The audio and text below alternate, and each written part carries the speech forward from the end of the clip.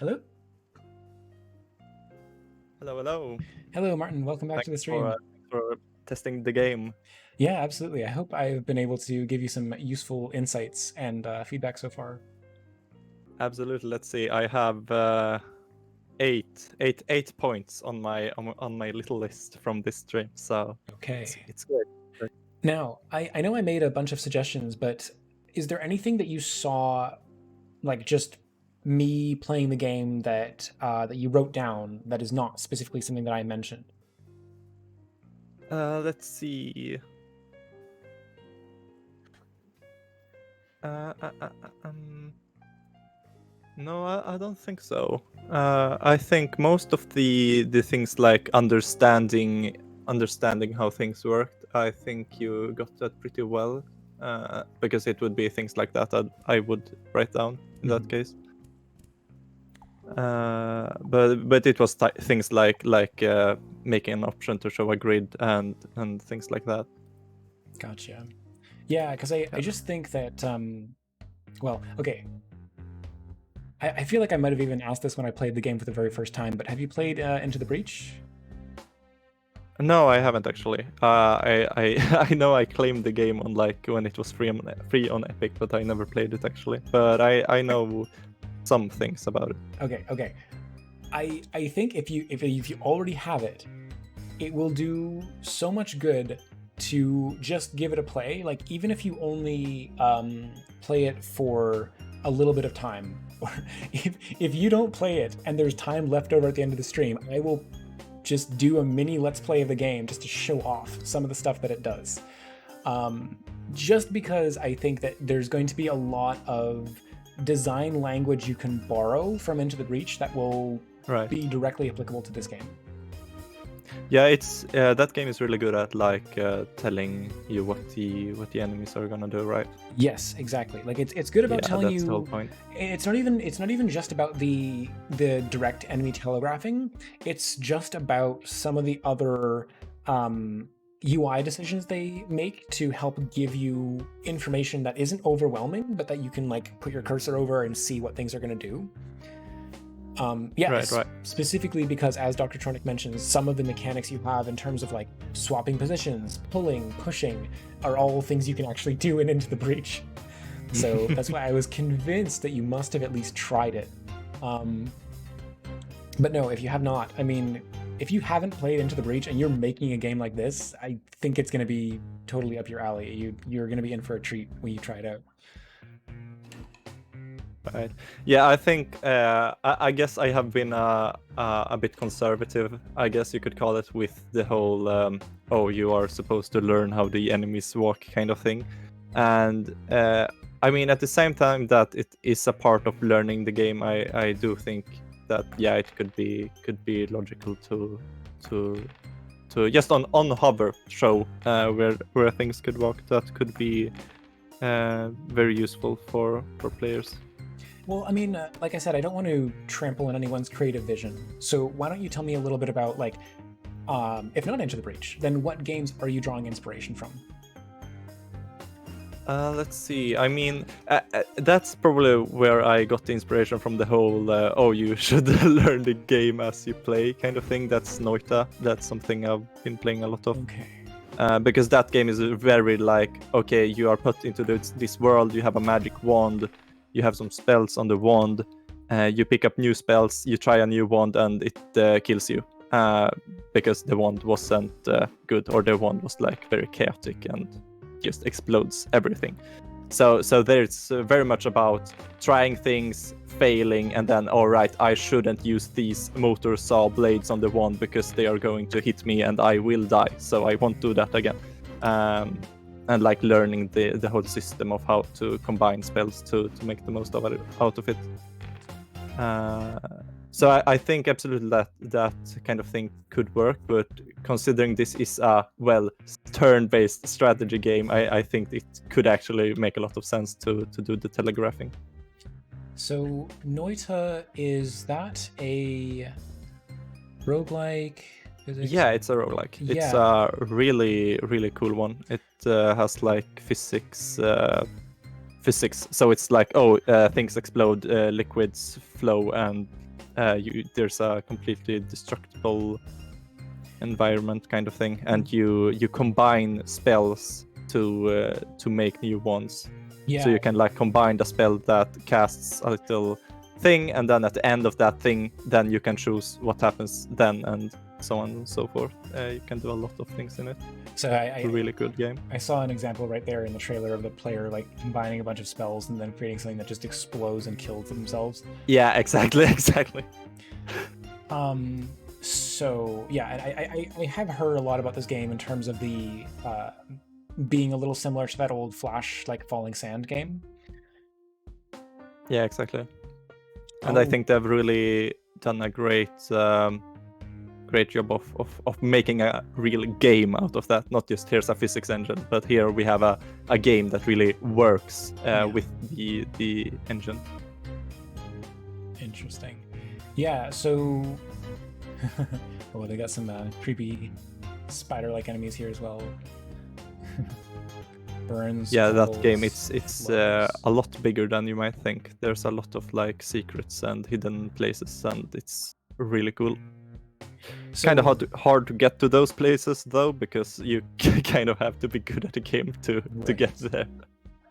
Yeah, and I think that there's absolutely value in like learning and experimenting and understanding how things work. I don't want to get rid of that, but I think that when you are dealing with a grid, like I think that what is interesting to the player in terms of like learning how stuff works is the emergent complexity from how different dice like combo together. I think it is a little less interesting to just have to remember like, oh, this enemy that's a good point. moves this far and attacks this far,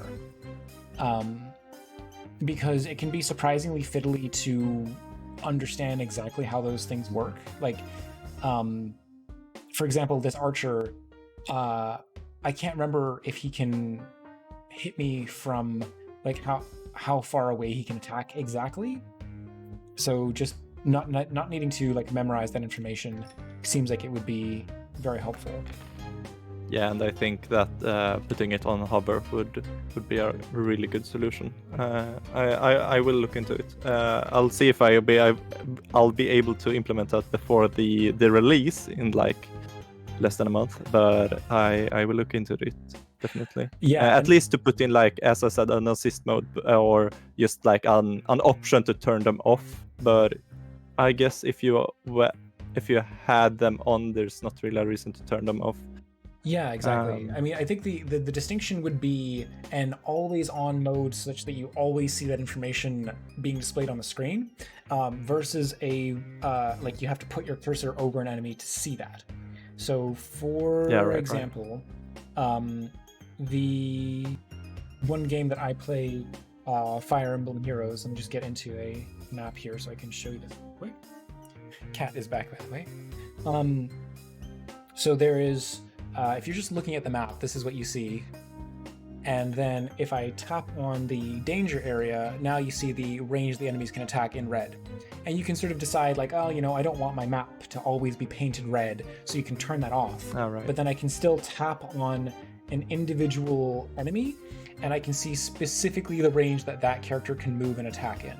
So I think it's a nice compromise of like that information is not always there, or you can toggle it on and have it always there. You can.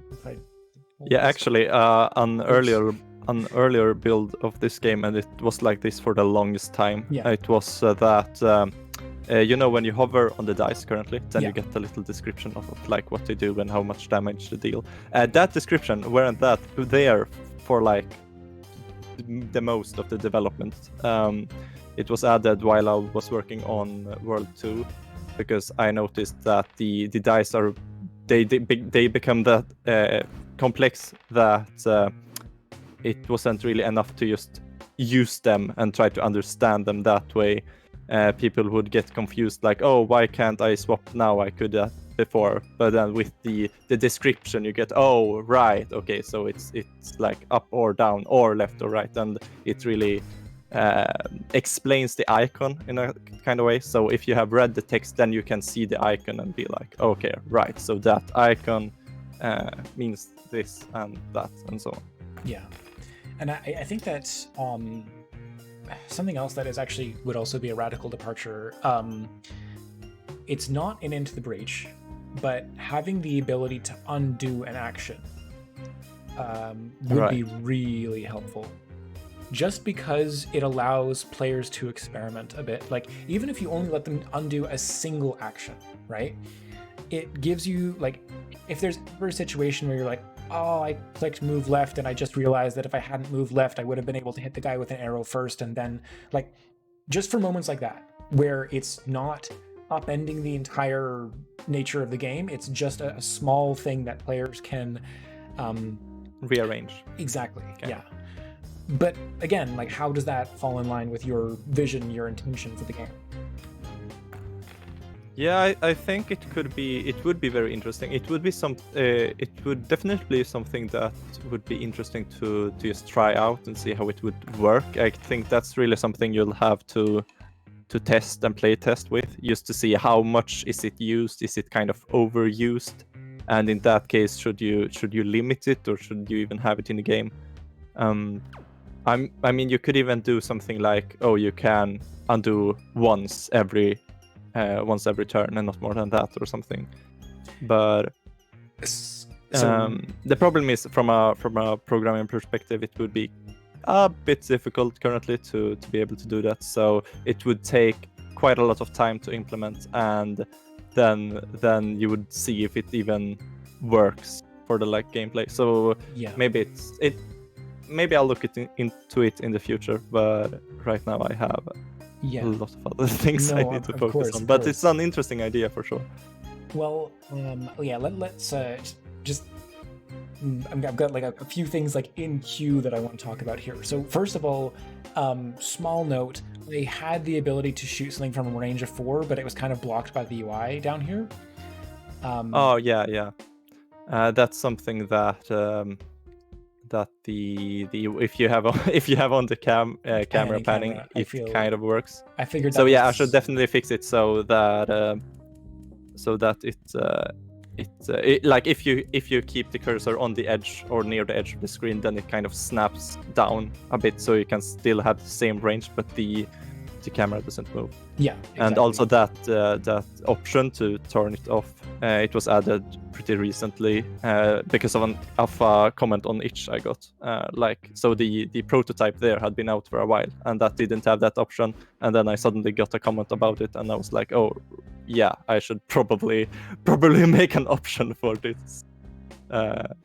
Because that person said that it kind of ruined the game because it moved too much. Yeah, I mean, it's something that if that other person hadn't said it, then I definitely would have, because those are exactly the kinds of problems that I would run into. Oh, there's an archer down here. I just saw that. Oh, and see, there's an example where like 1, 2, 3. Yeah, I think I could have shot him, but I just didn't realize in time, and I would have like moved back and shot. Like I would have just used an undo there. Okay, so UI thing is the first thing I wanted to mention. Second of all, your time frame, your release date of August 15th. Yes, exactly.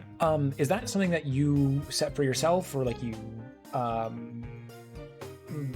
like, yeah, can you just tell me a little bit about like why specifically are you aiming to release the game by August 15th?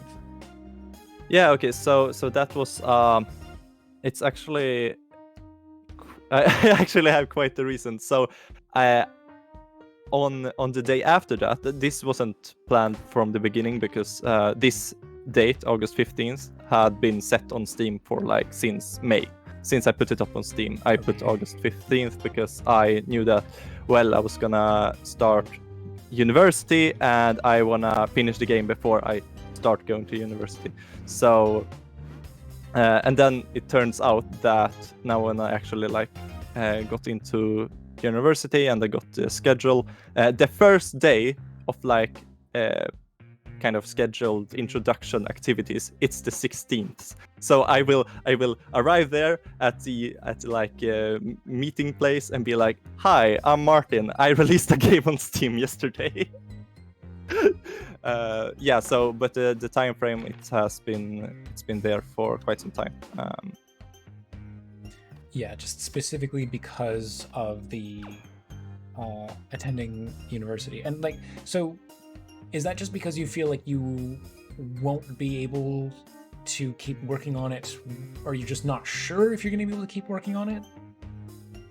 It's mostly that. I mean, first I had the idea of continuing to working on it while I studied and well, releasing it a bit later.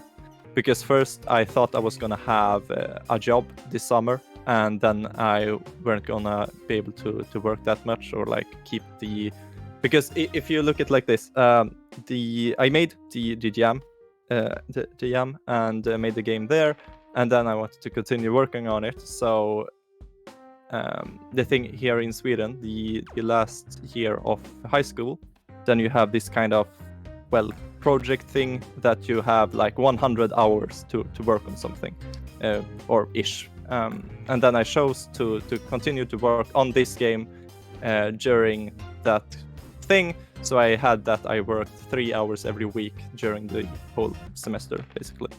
And I was thinking of continuing to doing that while under the summer or over the summer, and then I would continue that when I started university, and then it would release something like in, I don't know, September, November. Mm-hmm.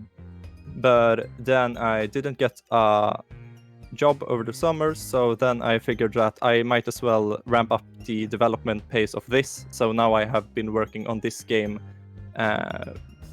20 hours every week the last 5 weeks. So Wow. the entirety of the World 3 was made during the last like 4 weeks or something.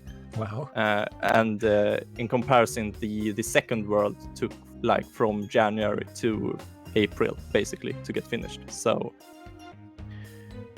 the pace have really picked up, and I'm glad I did it that way, because now I can kind of feel that I can rest when it's actually released, and I will still publish updates, and I will continue to working on the game for a bit, but not in the same pace as I have been doing now. Yeah.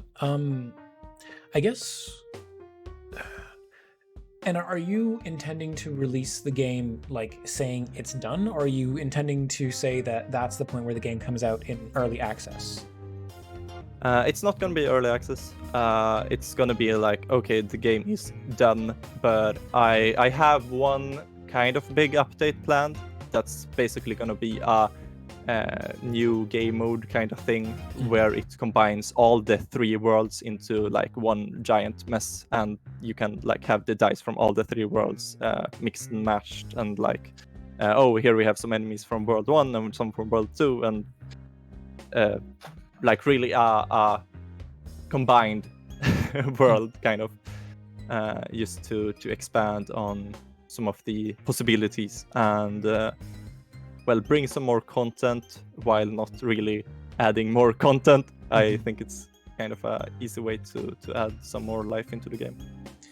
And how is it doing, by the way, in terms of wish lists and so on? Yeah, I think last time I checked, I can check again. The thing is, though, with the this year's with the I overscoped, I did put the link to this game in the description, and I saw that I got some wish lists from that, most likely. So that's really nice. Still not a lot. Let's see. I have currently 77 wish lists. Gotcha. So like with the conversion rate of like 10%, that's not gonna be a lot, but it's mostly made for fun and to just get experience in publishing games. So yeah, so that is kind of the next question I was about to ask, is like what if you mentioned your objective is to just like get experience like putting games out there like up on Steam? Yeah. Okay, because I think that and then, sorry, go ahead. No, go you. I was gonna say, like, I think that the entire conversation that we've had, and the stuff that I've suggested both in the play test that I did before the conversation, and then now like during the conversation, in terms of like some of the stuff that you could, some of the changes you could make, like the undo system you mentioned, that would take a lot of work to implement. But that would be huge for like a version 2 of this game. Like if you ever made Maces and Dices version 2, it's a completely separate product. There's already enough about this that you could release the game as it is, and then if it does well, if people like it, like if there's good like critical reception, everything that you're thinking about in terms of like the making that that update that like combines all the content from all the different worlds could easily be an entirely separate game. Like you could release this game as it is right now. And is it are you planning to make it like a paid release as well? Yeah, I've set the price to $7. Okay. So that's the plan. And yeah, so I guess I could make a follow-up and things, but I think making a whole different version would mean that, well, you'd have to make a lot of new content for it to be viable for like a separate release. So Yeah. then I'm probably just gonna, maybe I'll add an undo feature in the future, or well, fix bugs, of course. I will. You can't get away from that. And yeah, there's many things to improve upon, but the plan is to, after this is done and have published a few updates, just to bring it to a good experience. Mm-hmm. Then I will switch projects and work on a full release for I Overscoped. Actually, I have a lot of plans for that game, and maybe I'll do kind of the same thing where I'll work 3 hours a week on it during the year and then publish it next summer, and then I'll make a new game for GMTK, and then I'll work on that for a year, and then the cycle continues. Who knows? I guess the you know, this is actually part of an important question that It's Boats asked. Hello and welcome to the stream, by the way. The like 77 people wishlisting the game so far. Is that just from you having put it out on social media, or was it just people like naturally stumbling across the game on Steam? So it's a bit of mix of a few things. For starters, I told my friends to wishlist it, so there we have like I think if I go in on the store page on like my account, then you can see that I have I think it's 11 friends that have the game wishlisted. So that's a few people from there. But then one thing I did was I had a little play test at my school before the summer break, and then I had this kind of QR code on there, and also one thing I did for like the marketing for the game, I just used Mastodon, the like Twitter alternative, I guess, and posted about the game on there, and it's been kind of successful. I don't know really. I don't have much to compare to, but it's been nice anyways to just put out some stuff and see the responses.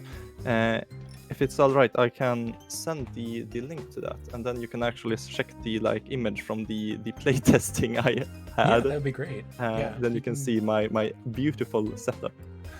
You can absolutely post that in the okay. And hey, Funbase, welcome. How are you doing? In lurk mode, I see. I feel like I should get a Mastodon account.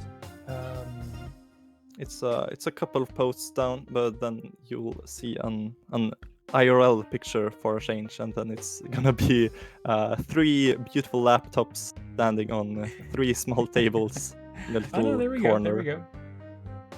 Yeah, exactly. So that was my amazing setup. I got some help from the like computer person at the school and got it put up, because well, the game was a school project because it was that 100 hours thingy. So then I put it up there in the end, and I think maybe I had like in total 25 people that play tested the game during the course of 2 days. And I think I got maybe like 8 wish lists or something from that. So that was fun. Yeah. It was So- really nice experience. Just watch people play, and I got a lot of valuable feedback from that. Yeah, I can only imagine. I mean, the same way, like anytime I see somebody play my game or something, I used to like they don't understand this thing. I need to make it more clear. It's just that happens a lot. So I'm glad that you had a good experience with people checking out the game. Hey, it's also kind of you to wishlist the game. I want to put a quick reminder out to everybody that wishlisting a game that you don't intend to buy is actually detrimental. I know for the longest time people were saying like, hey, please wishlist my game, you know. That's helpful if you're still looking to get a publisher and you want to show them a big number of like, look how many people wishlisted it. But then if the game comes out and people don't buy your game from having wishlisted it, then Steam just kind of sees it as an empty amount, and then your game doesn't really get promoted very much. So just a little PSA about that. Because otherwise I'd also be like doing the nice thing and wishlisting the game myself, but like I said, unfortunately it doesn't translate into automatic promotion for the game. Yeah. I don't know if I'm just unlucky on this particular screen, by the way, that I ended up on, but there's a lot of enemies that have just spawned. Yeah. The level generation system is made in a way that enemies won't spawn that close to each other, especially not on the first levels. Then it's like there isn't gonna be an enemy like in 3 tiles range from another enemy, and it's never gonna be an enemy really close to you at the spawn either. But yeah, they can clump up like that. But oftentimes you feel like you get really overwhelmed, but then somehow you sometimes manage to make it out of it alive. Well, these guys have just revealed the key here. Yeah, so it's really tricky sometimes. Take a little damage. But yeah, when it comes to like the worlds, because it's kind of not that standard way, I think, of having a roguelike where you basically separate the game out to 3 worlds and then don't have the usual way of like, oh, when you beat the first boss, then you can move on to the second world, and then you beat the second boss, and then you move on to the third world, and then you lose on the third world, and you have to start all over again. But in this game, I picked to like make it unlockable. So both that you kind of get some sense of progress, and also that the main reason for it was actually that when you completed the first boss, then if you would immediately move on to the second world, then you would expect that the dice you had from the first world would like continue over. And that would be kind of a design challenge, because then you would have the first world dice in the second world, and then the like, oh, so if you had a melee dice in the second world, then that would kind of ruin the point of using the bomb and the hook. Yeah. So it was kind of a conflict. So I solved it by just separating the worlds entirely.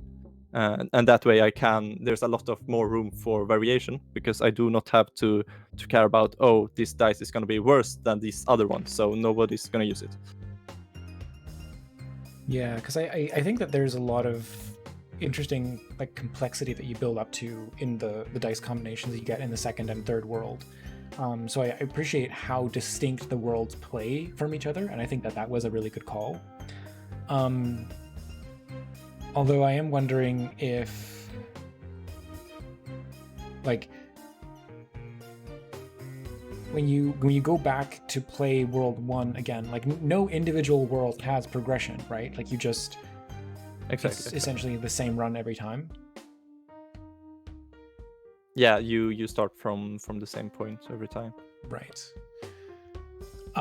And relative to like what other roguelites are you drawing inspiration? But this is not even a roguelite, this is a roguelike, right? Because there is no progression. You just get like, it's just unlockable with like you get new content, and that's the thing that differentiates it. Yeah. So in particular, are you drawing inspiration from any other roguelike games? You mentioned Noita. Let's see. Yeah. the thing is, that's the roguelike I have been playing absolutely most. I think I have over 100 hours, and I haven't really played that many other roguelikes I can think of actually. But I guess the thing is, I have seen some gameplay from other ones, and Yep. I kind of know well what the genre is in the absolute like bare bones version. So I don't think I have actually. I think the inspiration is very indirect. It hasn't been like, oh, I make it like this because it's like this in this other game. Yeah. It's mostly I have been doing what feels right, and like I guess the common sense I've gotten from like just seeing a couple of roguelikes here and there, and not playing that many of them. Yeah, because I guess that's the reason I was asking is because I was wondering, like, do you think people are going to like this amount of like progression, or do you think modern audiences have become more accustomed to a roguelite sort of gameplay experience where they sort of unlock more stuff to make the same run feel different? Yeah, I think that's probably one of the big problems, and I'm expecting that to maybe be one of the recurring, I guess, negative reviews about just that when you have, well, it's kind of the same in that way, and that the variation run per run, especially in the first world, is pretty slim. Because well, there is only 5 dice, and sure, you can upgrade them, but in the end of the day, there isn't that many like builds you can make. Yeah. But it's more like surviving and picking the things that you can in the situation. It's a lot more about the game is a lot more about the like turn to turn actions and moving, so you are in the right place and attacking in the right order and figuring out how to combine the mechanics. But yeah, I think the lack of variation in some places of the game can be a negative. One thing that I just thought of in terms of a possibility for the like a progression system, like if you think that this isn't all important, one thing you could do is make it so that when you go to start a new run, you change what die the player starts with. So like if you've already played the game like X number of times, then you start with an attack die, or you start with a ranged attack, or you start with an upgraded die. Like there are ways that you could make it so that like you start a new run and then you get a random bag of like 8 dice and you pick 3 and you just say like, ooh, yeah, right, that could be interesting. Yeah, like on this run I'm gonna start with 2 ranged and 1 upgraded movement tile, because that's it, that's what I want to grab.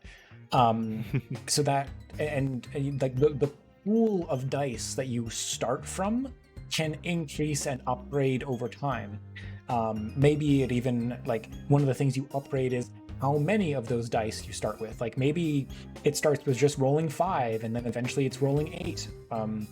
Like there are some ways you could add progression, but again, I'm wondering, like, are these ideas something that you should be saving for like a complete overhaul version 2 of the game?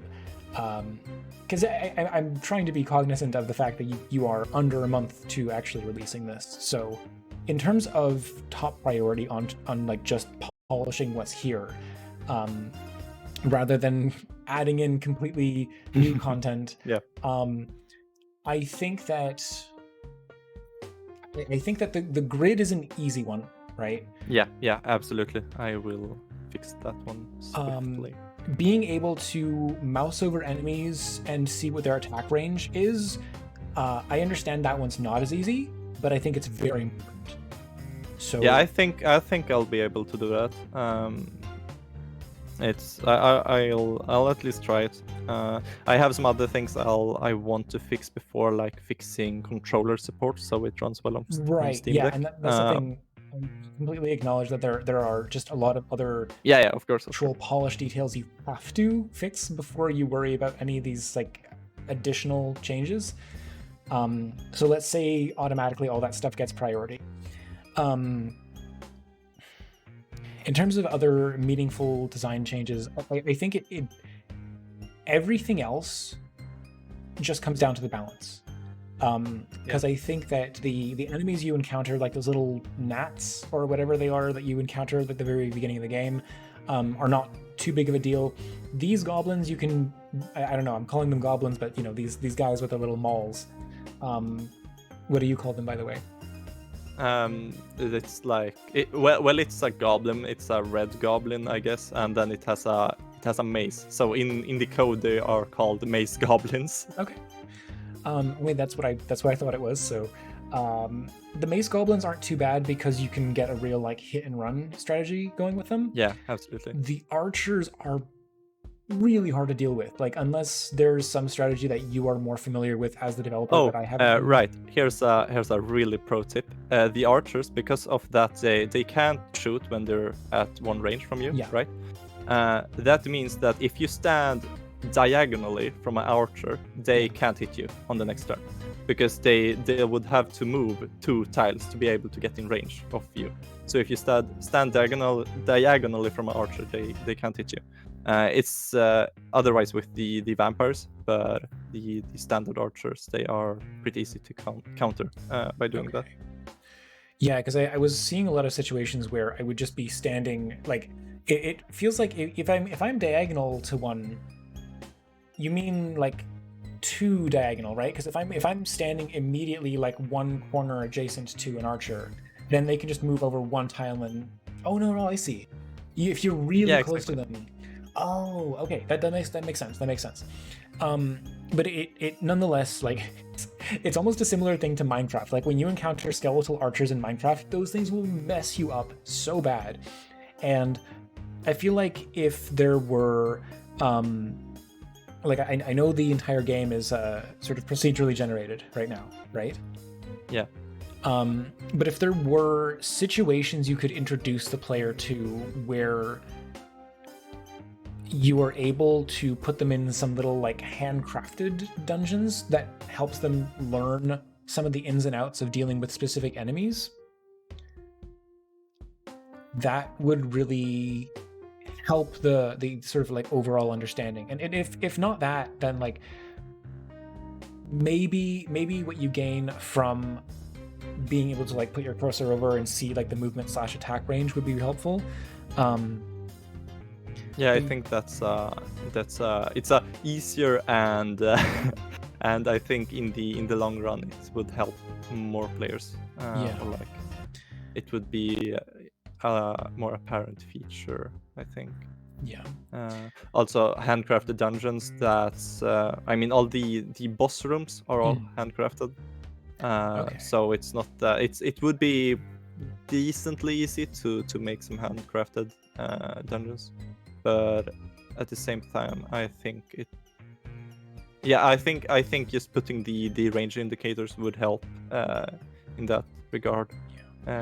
Anyways, it's made in Unity? No, this is Godot.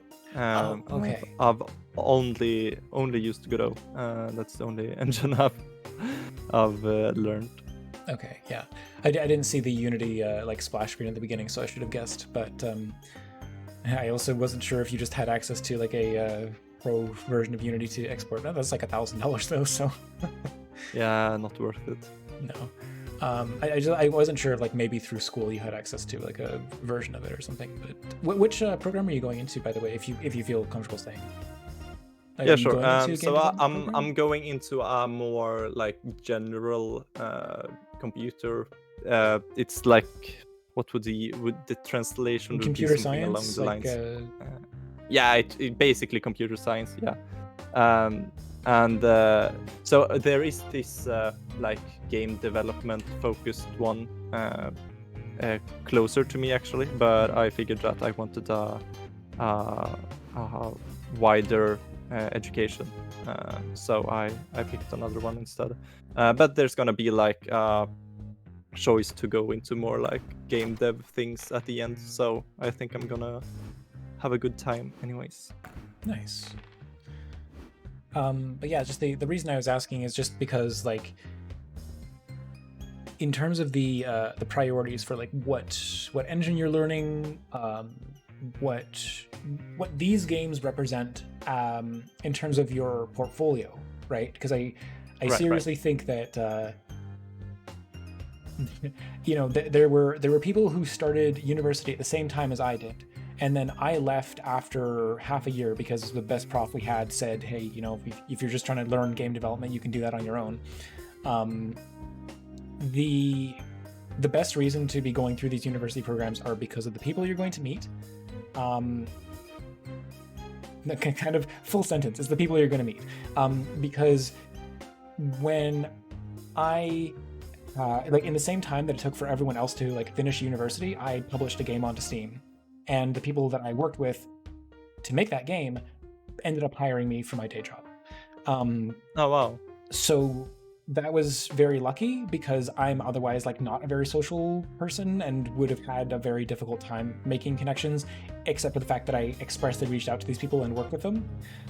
So I don't want to give anyone that advice because it was just such a like unlikely sort of circumstance. And I'm also really abbreviating that. There were multiple years between when I finished working on that game and when I was hired by them. But yeah, so finding people to connect with is incredibly valuable. Absolutely.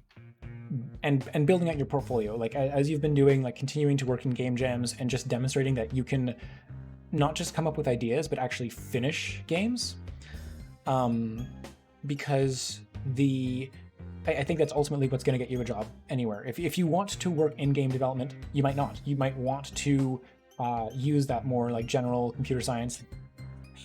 Goodness knows there is better money to be made in computer science. Yeah, really. Especially like, holy cow, AI and anything to do with AI is just really going to be ramping off. So if you are able to take any classes that point you in that direction, or just use whatever opportunities you can, like sometimes you have like general studies projects that you can use as an opportunity to study AI in some sort of like roundabout way. Anyway, if I were to look into a crystal ball and see like what's going to be a big thing, I mean it's already a big thing and it's only going to get bigger. So yeah. Anyway, all that aside, what I'm trying to get at here is the objective with making these games and releasing them onto Steam is that to get that experience of like publishing and producing games for a potential job in the industry down the line. Yeah, that was the like thing I you know, I said the thing about that. I was thinking about that.